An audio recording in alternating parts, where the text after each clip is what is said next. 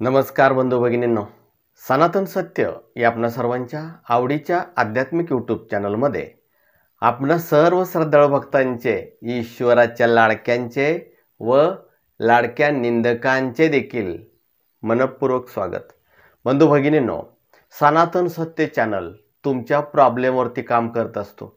घर बसल्या तुमचे प्रॉब्लेम कसे सुटतील, तुमच्या सर्व शंका कशा निघून जातील आणि जीवन सुखर कसं होईल या संदर्भात मी कार्य करत असतो। आणि आज सनातन सत्य या चॅनलवरती लाखो लोकांचा डोळे झाकून विश्वास आहे। आजचा टॉपिक जो आहे हा अशा लोकांसाठी आहे ज्यांना कामाच्या व्यापातून भक्ती करता येत नाही। अनेक वेळा व्हिडिओमध्ये मी वेगवेगळे मार्गदर्शन करत असतो, मंत्र सांगत असतो, कोणत्या वेळेला जपायचं सांगत असतो किंवा अनेक असे ठिकाणं आहेत, अनेक गुरुवर्य आहेत, अनेक ग्रंथ आहेत, यातून हे सांगितलं जातं की भक्ती कधी करायची, जप कधी करायचा।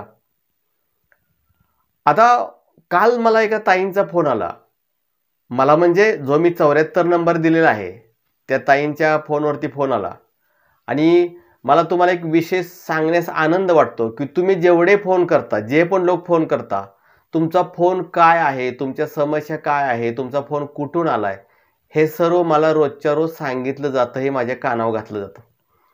त्या ताईंचं म्हणणं असं होतं, त्या घरकाम करणाऱ्या ताई होत्या। सकाळी लवकर उठून लोकांच्या घरी जाऊन धुनी भांडी करणं किंवा स्वयंपाक करणं असं काम करायच्या आणि एकंदरच त्यांना देवपूजा करण्यास, मंत्रजप करण्यास वेळ मिळायचा नाही। मग त्यांनी सांगितलं की मला अजिबातच वेळ मिळत नाही। त्यावेळेला मी एकच काम करते की मी सनातन सत्य चॅनलचे व्हिडिओ पाहते आणि हीच माझी भक्ती म्हणते। त्या ताईंनी जो माझ्यावर विश्वास ठेवला त्यांना माझा मनपूर्वक प्रणाम। असेच अनेक लोक आहेत। आजचं हे धकाधकीचं युग आहे। कोणाला शाळा कॉलेजला जायचं आहे तर कोणत्या ताईंना सकाळी लवकर उठून स्वयंपाक बनवायचा आहे, डबे बनवायचे आहेत, कामावरती जायचं आहे। काही बंधूंना देखील सकाळी लवकर उठून कामावरती जायचं आहे। अर्धा तास, एक 2 तास ट्रेनमध्ये थांबायचं आहे आणि या अनुषंगानं सकाळी लवकर उठून देवपूजा करणं, मूर्तीपूजा करणं, जपध्यान करणं जमतच नाही। अशा अनेक लोक आहेत ज्यांना हे कामाच्या व्यापातून जमत नाहीये। त्याचबरोबर असेही अनेक लोक आहेत ज्यांना घरातील लोकच भक्ती करून देत नाहीत, त्यांचा विरोध असतो। अशा वेळेला करायचं काय?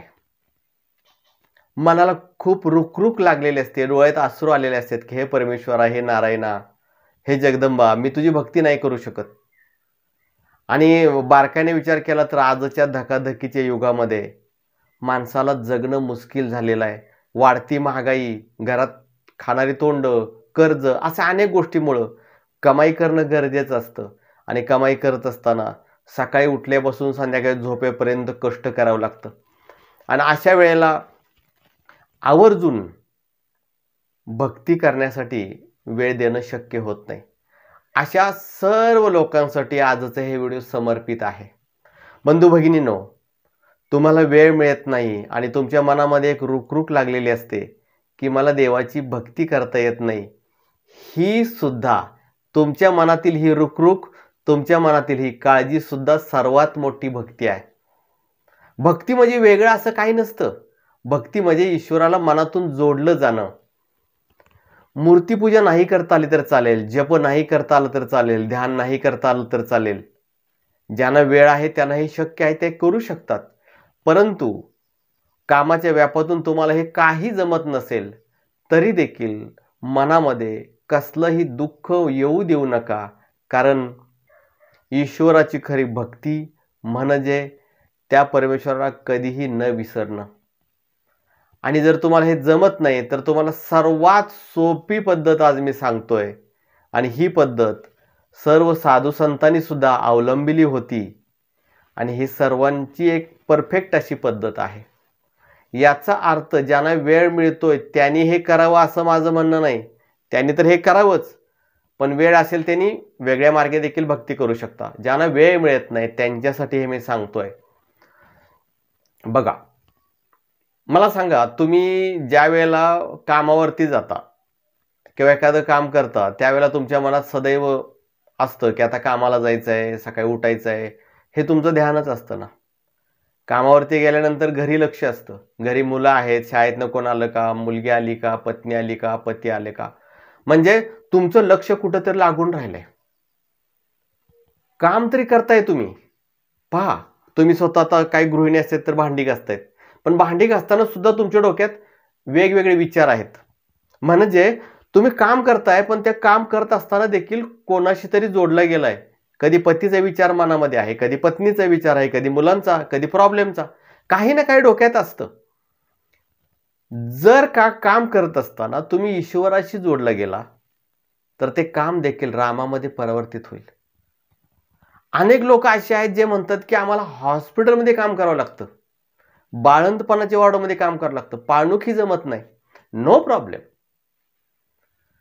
हे सर्व करत असताना जसं तुम्ही घरातील प्रॉब्लेमचं, घरातील व्यक्तींचं चिंतन करता, तसंच त्या प्रभूचं चिंतन जर मनातून झालं तर खऱ्या अर्थानं तुमची भक्ती त्याच्यापर्यंत पोहोचते. काम करत असताना तुम्ही ज्या पण परमेश्वराची भक्ती करताय, काळोबाई असेल, अंबाबाई असेल, महालक्ष्मी असेल, खंडोबा असेल, कोणी बी असेल, स्वामी समर्थ असतील, ज्यांचीही भक्ती करताय त्यांचं मनातून नामस्मरण करा. गाडी चालवताय, सर्वत्र लक्ष आहे तुमचं, नो प्रॉब्लेम, पण मनातून म्हणा श्रीराम जय राम जय जय राम. म्हणजे तुम्ही जी पण भक्ती करताय मनातून जोडले जा. ईश्वराला विसरू नका, आतून ध्यान करा. काम करत असताना ओम काळेश्वरी म्हणू शकता, नो प्रॉब्लेम. अनेक वेळेला मी सांगितलंय की काही मंत्र आहेत ते चालता फिरता नका म्हणू, नका म्हणू, नो प्रॉब्लेम, काय अडचण आहे. स्मरण करू शकता, काळेश्वरी काळेश्वरी, हे आई जगदंबा, हे आई जगदंबा म्हणू शकता ना, काहीच अडचण नाही. आणि जर तुम्ही काम करता करता देखील परमेश्वराची भक्ती केली तर ती खरी भक्ती होते. आता एक कशी भक्ती होते, काम करता करता प्रभूचं स्मरण करणं हे कसं श्रेष्ठ आहे ते सांगतो. एकदा नारद मुनींना भक्तीचा गर्व झाला की नारायण म्हणजे प्रभू विष्णू एका शेतकऱ्याचं ध्यान करत बसले होते. एक शेतकरी जो काम करतोय, संसार करतोय. त्यावेळेला नारद मुनी विष्णूला म्हणाले की मी संन्यासी आहे, तुमचं नामस्मरण 24 तास करतो. हा शेतकरी काम करतो, तुमचं कधी नाव पण घेत नाही किंवा थोडं कधीतरी घेतो, तुम्ही त्याचं स्मरण करतायत, माझ्या लक्षात तुम्ही मला ठेवत नाही लक्षात. त्यावेळेला भगवान विष्णू म्हणाले एक काम कर, याचं उत्तर मी तुला नंतर देईन, अगोदर तू पृथ्वी प्रदक्षिणा करून ये. नारद मुनी म्हणाले ठीक आहे. पृथ्वी प्रदक्षिणा करत असताना हातामध्ये एक दिवा घ्यायचा, निरंजन आपण देवापुढे लावतो ना ते, आणि ते संपूर्ण पृथ्वीची प्रदक्षिणा होईपर्यंत ते विजलं नाही पाहिजे एवढं लक्षात ठेव. नारद मुनी म्हणाले त्यात काय अवघड आहे, करतो. नारद मुनी पृथ्वी प्रदक्षिणा पूर्ण करून आले, दिवा विजला नाही, आणि ते परमेश्वरापुढे उभा राहतात आणि म्हणतात बघा मी आलो प्रदक्षिणा करून, मी जिंकलो. त्यावेळेला भगवान विष्णू नारद मुनीला म्हणाले पृथ्वी प्रदक्षिणा करत असताना तू माझं नामस्मरण किती वेळा केलंस. त्यावेळेला नारद मुनी म्हणाले ते तर मी करूच शकलो नाही, कारण माझं सर्व लक्ष होतं हा दिवा विजेल, दिवा विजेल. त्यावेळेला भगवान विष्णू म्हणले तो पहा शेतकरी पहा, तो काम करतोय, हाती काम आणि मुखी राम, काम करत असताना देखील माझं तो नाव घेतोय, म्हणून तो श्रेष्ठ आहे. म्हणजे काम करत असताना, बसता उठता, चालताना, फिरताना, प्रवास करताना, जेही करत असताना तुम्ही जर त्या प्रभूचं नामस्मरण केलं तर ती खरी भक्ती होतेच ना. म्हणून ज्यांना कामातून वेळ मिळत नाही त्यांना भक्ती करता येत नाही हे चुकीचं आहे. भक्ती तर तुम्ही सदैव करू शकता. एकच अशी गोष्ट आहे जी तुम्ही सदैव करू शकता आणि ती म्हणजे भक्ती. त्याचबरोबर तुम्हाला कधी सुट्टी असेल, वेळ मिळाला, त्यावेळेला तुम्ही देवपूजा करू शकता, माळेवरती मंत्र जप करू शकता. किंवा अनेक लोकांचा प्रश्न असतो की आम्हाला सकाळचं नाही जमत, नो प्रॉब्लेम. सकाळचं नाही जमत तर कधीही करा, दुपारी करा, संध्याकाळी करा, रात्री करा, मध्यरात्री करा, पहाटे करा, कधीही भक्ती करा. भक्तीला काहीच प्रॉब्लेम नाही. त्यामुळं तुम्हाला ज्या वेळेला शक्य होईल त्यावेळेला करा. काही काही लोक म्हणतात की मी डिलिव्हरी वॉर्डमध्ये काम करते, बाळंतीण वॉर्डमध्ये काम करते, मग माझं सगळं शरीर अपवित्र झालेलं असतं. शरीर अपवित्र झाले असेल, मन अपवित्र होत नाही, मनानं नामस्मरण करू शकता. 100% करू शकता. त्यामुळं हे डोक्यातच घेऊ नका की मला भक्ती करता येत नाही. असं काही नाही की देवाना मूर्तींना आंघोळ घातली म्हणजेच भक्ती झाली.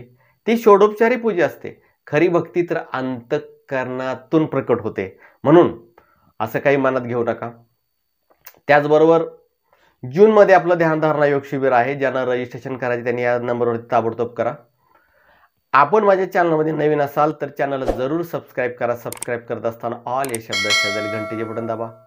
ज्यांना काही आध्यात्मिक प्रॉब्लेम असतील काय असतील त्यांनी या फोनवरती निशुल्क हा फोन नंबर आहे यावरती कॉन्टॅक्ट करू शकता. जय आदिशक्ती.